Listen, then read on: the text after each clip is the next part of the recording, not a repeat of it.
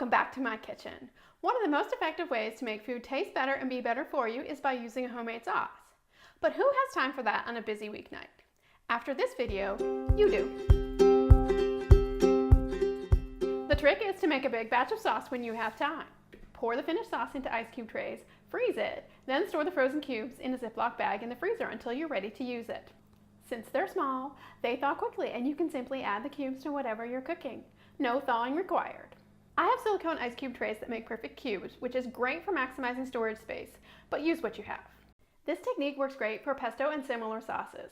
I'll walk you through two of our favorites to have on hand, basil cashew cream and vegan queso. The vegan queso I use is from detoxinista.com. The ingredients are cashews, nutritional yeast, diced tomatoes with chilies, and lemon juice.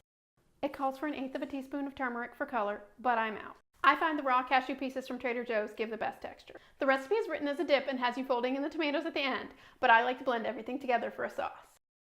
I warm the sauce in the crock pot before freezing to give the flavors a chance to meld. Use cooking spray on the pot before pouring in the sauce. With the queso cubes and shredded cheese always in the freezer, I can whip up an easy vegan mac and cheese anytime. Next, I'll make basil cashew cream, which really dresses up any pasta or veggie dish. I've linked to a similar recipe on my Pinterest page, but I use raw cashews instead of roasting them. The recipe also calls for garlic, basil, onion powder, pepper, and lime juice. The link recipe calls for nutritional yeast, which is kind of a specialty item. I've made it with and without, and I really can't tell the difference.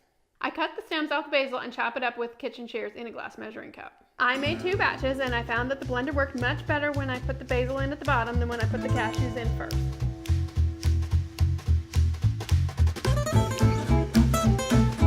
Sauce is smooth, I pour it into ice cube trays and smooth with a silicone spatula. Now the sauce is ready for the freezer.